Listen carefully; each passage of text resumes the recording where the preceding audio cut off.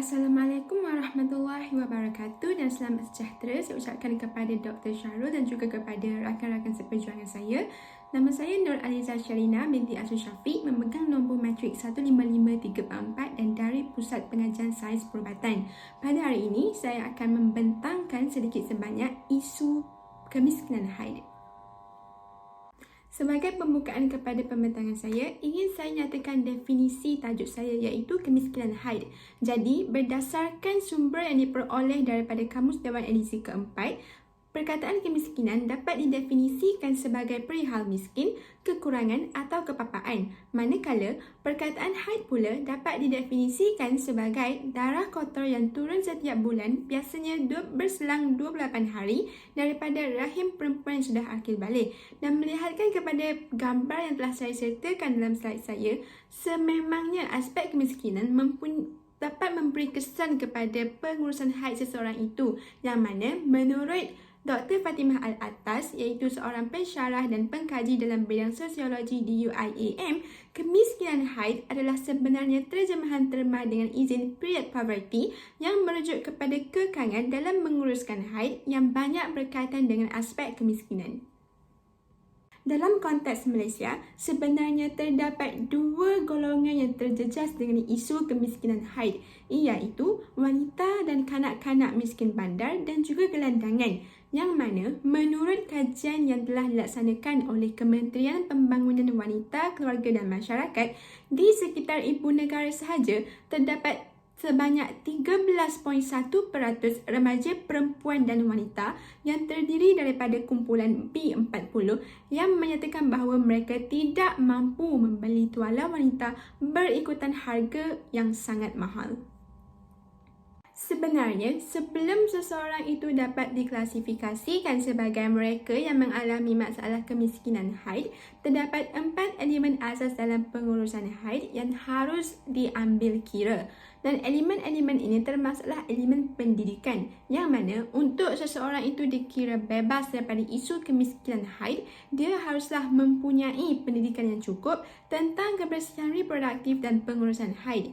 Selain itu, dia juga haruslah mempunyai produk yang dapat menyerap atau menakun darah dengan selamat dan bersih, dan juga mempunyai fasiliti tandas yang cukup dengan air yang bersih, tempat pembuangan yang sesuai dan sabun basuh untuk memastikan dirinya dapat menguruskan haid dengan baik. Dan elemen yang keempat, iaitu elemen terakhir, ialah seseorang itu juga boleh dikatakan bebas daripada isu kemiskinan haid sekiranya dia berupaya atau mempunyai keupayaan untuk menguruskan haid dan membersihkan diri dengan keadaan yang bermaruah. Dan apabila seseorang wanita atau remaja perempuan tersebut tidak mempunyai akses kepada mana-mana 4 elemen, maka kita boleh kategorikan mereka sebagai mereka yang mempunyai masalah kemiskinan haid. Jika tadi kita hanya berbicara tentang isu kemiskinan haid dalam konteks Malaysia sahaja, tetapi hakikatnya isu ini merupakan satu fenomena global. Dan mungkin ada di antara kita yang berpendapat bahawa hanya negara berpendapatan sederhana seperti Malaysia dan negara berpendapatan rendah seperti Pakistan dan India sahaja yang akan mengalami masalah ini. Tetapi sebenarnya masalah ini turut melanda negara maju seperti United Kingdom dan Amerika Syarikat. Dan sekiranya di India dan Pakistan, kita dapat menyaksikan terdapatnya golongan wanita yang kurang pengetahuan tentang pengurusan haid dan tidak mendapat akses kepada produk pengurusan haid, iaitu 49% di Pakistan dan 88% di India. Terdapat juga masalah yang sama di United Kingdom dan Amerika Syarikat, iaitu sebanyak 10% di United Kingdom dan 2 daripada 3 yang ditemu bual di Amerika Syarikat menyatakan bahawa mereka tidak mempunyai ataupun tidak mampu membeli produk pengurusan haid seperti tuala wanita. Jadi, hal ini cukup jelas untuk membuktikan walaupun sesebuah negara itu berstatus maju, isu kemiskinan masih lagi wujud. Dan isu ini mungkin disebabkan oleh dasar pentadbiran mereka yang lagi meluaskan lagi jurang antara orang kaya dan orang miskin. Dan sebagai contoh, di Amerika Syarikat sahaja terdapat lebih kurang 16.9 juta wanita yang hidup dalam kemiskinan yang sedikit sebanyak akan menyumbang kepada isu kemiskinan haid. Secara keseluruhannya, menurut UNICEF, terdapat 500 juta wanita tidak mampu memperoleh keperluan asas waktu haid di seluruh dunia dan 2.3 bilion hidup tanpa kemudahan asas sanitasi. Dan memandangkan seluruh dunia telah pun digemparkan dengan wabak COVID-19 sejak dari tahun 2019 lagi, wabak ini sebenarnya telah meninggalkan kesan yang buruk kepada isu kemiskinan haid. Dan jika kita lihat kepada statistik yang telah saya sertakan di sebelah kiri slide saya, terdapatnya 58% wanita dan remaja perempuan di seluruh dunia yang berumur dari 15 hingga 30 tahun yang menyatakan bahawa mereka menghadapi masalah seperti kekurangan wang untuk membeli produk menstruasi sepanjang pandemik COVID-19 melanda seluruh dunia pada tahun 2020. Dan kita dapat lihat 58% tersebut merupakan peratusan yang paling tinggi di samping masalah-masalah atau konflik lain yang wujud seperti kekurangannya produk menstruasi sedia ada di kedai dan di pasaraya, mereka yang memilih untuk menggunakan cara lain untuk menguruskan haid mereka yang malu untuk meminta produk pengurusan haid, dan juga mereka yang bertukar dari menggunakan tuala wanita pakai buang kepada tuala wanita yang boleh diguna pakai semula. Dan jika kita lihat kepada statistik telah saya sertakan di sebelah kanan saya pula, statistik tersebut menunjukkan bahawa terdapatnya 16% remaja perempuan di salah sebuah negara maju iaitu di United States yang menyatakan bahawa mereka terpaksa memilih sama ada mahu membeli makanan ataupun mahu membeli produk menstruasi disebabkan oleh pandemik yang melanda negara tersebut. Dan disebabkan pandemik tersebut jugalah kita dapat lihat terdapatnya 51% daripada remaja perempuan di negara tersebut yang terpaksa memakai tuala wanita dalam jangka masa yang lama atau lebih masa semata-mata mahu berjimat. Jadi sebenarnya apakah kesan kemiskinan haid ini terhadap golongan masyarakat? Pertama sekali, kemiskinan haid dapat menjejaskan sektor pendidikan. Hal ini kerana pada tahun 2019 sahaja, terdapatnya satu kajian yang mendedahkan bahawa terdapatnya segelintir remaja perempuan yang cenderung untuk ponteng sekolah semata-mata kerana mereka tidak mampu untuk membeli tuala wanita sewaktu datang haid. Dan apabila hal itu tersebut berlaku, hal ini akan mendedahkan mereka kepada risiko keciciran pelajaran. Perkara yang sama juga turut berlaku kepada wanita-wanita yang bekerja yang mana mereka juga cenderung untuk tidak menghadirkan diri ke tempat kerja. Lebih-lebih lagi sekiranya tempat kerja mereka tidak mempunyai fasiliti tandas yang bersih dan selamat untuk memudahkan mereka menguruskan diri sewaktu haid. Jadi, sikap mereka yang tidak produktif ini akan sedikit sebanyak mengganggu atau menjejaskan sumber ekonomi dan kewangan sesebuah keluarga. Selain itu, isu kemiskinan haid juga dapat merendahkan keyakinan diri bagi mereka yang terlibat ataupun mereka yang terkesan. Hal ini kerana mereka akan lebih terdorong untuk kekal dalam tabu yang menyatakan bahawa mereka yang mempunyai haid ini merupakan mereka yang tidak bermaruah dan jijik. Mereka juga akan lebih terdorong untuk tidak berani memperjuangkan hak asasi mereka yang lain oleh kerana mereka seringkali diejek dan oleh kerana stigma yang mengatakan bahawa mereka merupakan golongan yang tidak bermaruah. Akhir sekali, isu kemiskinan haid juga akan dapat menjejaskan tahap kesihatan mereka yang terlibat ataupun mereka yang terkesan. Mereka yang terkesan dengan isu kemiskinan haid akan cenderung untuk mempunyai risiko jangkitan kuman dan penyakit melarat tanpa rawatan. Hal ini kerana kita tahu bagi mereka yang terlibat dengan isu kemiskinan haid, mereka adalah lebih cenderung untuk menggunakan tuala wanita dalam jangka masa yang lama sebagai langkah berjimat, menggunakan bahan lain ketika haid seperti tisu dan kain perca, dan tidak ada juga yang tidak menggunakan apa-apa produk pengurusan haid kerana tidak mampu untuk membeli produk tersebut.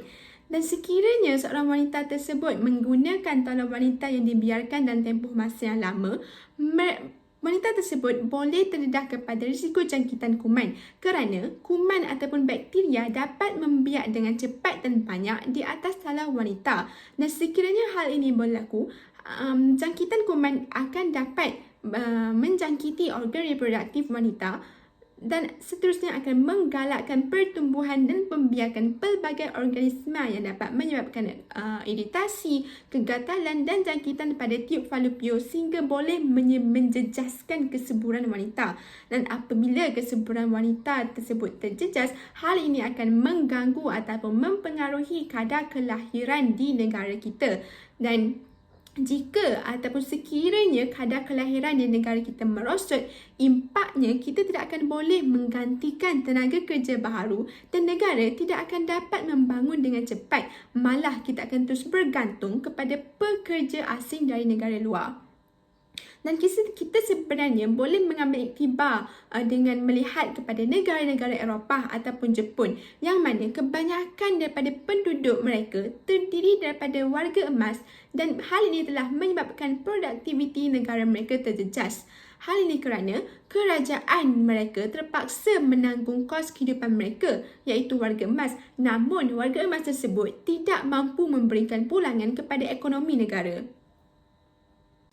Sebenarnya, terdapat banyak cara yang boleh kerajaan, masyarakat dan individu iaitu kita sendiri boleh lakukan untuk meringankan isu kemiskinan haid. Pertama sekali, bagi peranan pihak kerajaan haruslah menjalankan satu kajian khusus untuk mengenal pasti jumlah sebenar mereka yang terjejas dengan isu kemiskinan haid. Jadi, relevan kepada kajian tersebut adalah untuk memastikan bantuan dapat disampaikan ataupun dapat disalurkan kepada kesemua mereka yang terlibat dan juga akan dapat membantu pihak kerajaan sendiri untuk menggiatkan lagi pelbagai usaha secara lebih terperinci dan berfokus. Bukan itu sahaja, pihak kerajaan juga haruslah menyediakan infrastruktur yang baik seperti kemudahan tandas yang bersih di mana-mana sahaja sekalipun di tempat-tempat awam bagi memudahkan masyarakat untuk menguruskan diri atau menguruskan kebersihan mereka dengan selamat di mana-mana sahaja mereka berada. Dan pendidikan seksual juga haruslah ditambah secara menyeluruh dalam kurikulum sekolah. Pendidikan seksual ini sebenarnya merujuk kepada kursus formal yang berkaitan dengan pengajaran pembiakan ataupun reproduktif bagi mengelakkan remaja perempuan ataupun murid-murid perempuan daripada mempunyai pengetahuan yang salah, terutama sekali mengenai aspek seperti pusingan haid. Dan untuk peranan pihak masyarakat pula, isi masyarakat haruslah menumbuhkan persatuan yang berfungsi atau cara yang lebih senang ialah dengan menyertai pertubuhan bukan kerajaan ataupun pertubuhan NGO yang sedia ada di negara kita. Dan sebenarnya di negara kita terdapat banyak pertubuhan ataupun NGO seperti Pertubuhan Peduli Merah yang merupakan satu gerakan advokasi kemiskinan haid di Malaysia. Jadi, Peduli Merah ini merupakan satu NGO yang menggabungkan penyelidik-penyelidik dan bagi mereka, setiap individu perempuan perlu mendapat akses terhadap keperluan asas seperti tuala wanita dan peluang pendidikan yang setara dengan golongan lelaki. Dan selain Peduli Merah, terdapat juga organisasi seperti Bunga PEX yang menjalankan inisiatif iaitu dengan memberi tuala wanita guna semula secara percuma kepada golongan yang memerlukan, terutamanya kepada mereka yang tinggal di kawasan pedalaman. Dan tidak dilupakan juga para wanita yang bergelar ibu haruslah memberi pendidikan awal kepada remaja perempuan tentang perubahan semula jadi yang bakal menimpa mereka dan bukannya bergantung kepada pihak sekolah semata-mata. Dan bagi peranan pihak masyarakat pula, bagi peranan pihak individu pula iaitu kita sendiri, kita haruslah lebih peka dan mengambil berat akan keadaan sekeliling kita. Kerana mungkin ada dalam kalangan kita yang terlibat dalam isu kemiskinan haid.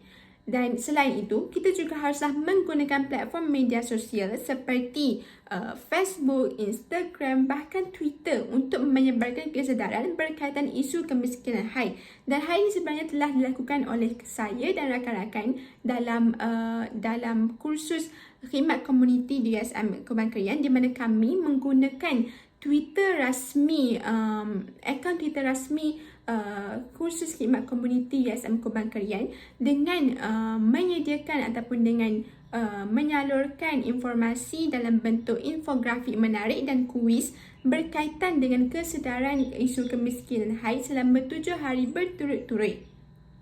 Dan akhir sekali, bagi peranan individu, kita haruslah bersikap lebih terbuka untuk membincangkan isu haid kerana sememangnya isu kemiskinan haid ini bukanlah satu isu terpencil dan harus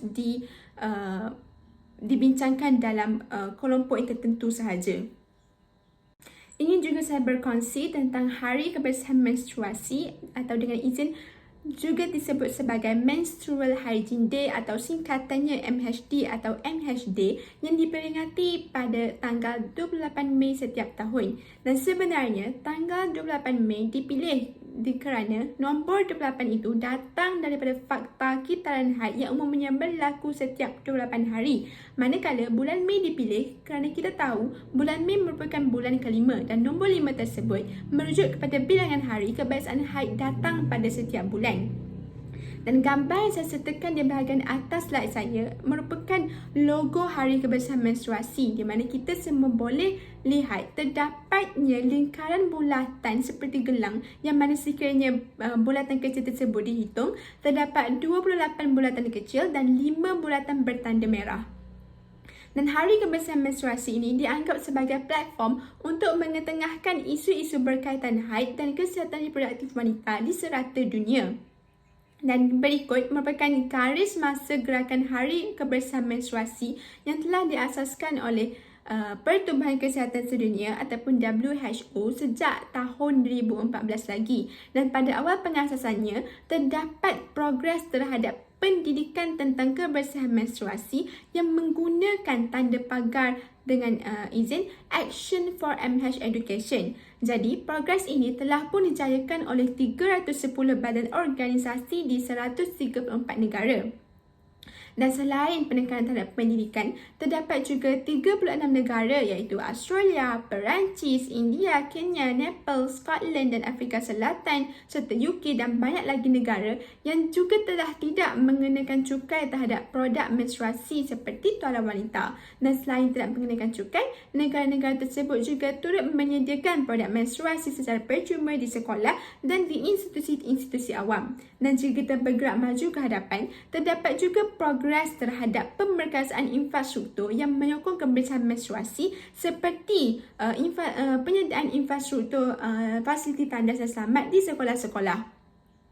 Dan sejak dari tahun 2014 juga, progres terhadap menamatkan stigma berkaitan haid telah dan masih lagi berjalan melalui pelbagai mesej yang disampaikan kepada komuniti dan usaha untuk menjadikan mesej tersebut tular masih lagi berjalan sehingga sekarang. Dan akhir sekali, menjelang tahun 2030, diharapkan visi Hari Kebersihan Menstruasi iaitu 4 elemen pengurusan haid tercapai dan stigma berkaitan haid tinggal sebagai sejarah dapat dicapai ataupun dapat dilaksanakan dengan sepenuhnya. Dan walaupun kita dapat lihat gerakan-gerakan Hari Kebersihan Menstruasi di negara kita sendiri amatlah terpencil dan tidak menyeluruh, namun hal ini tidak mustahil untuk dicapai ataupun dilaksanakan sekiranya kita semua mengambil langkah dengan lebih produktif bermula dari detik sekarang.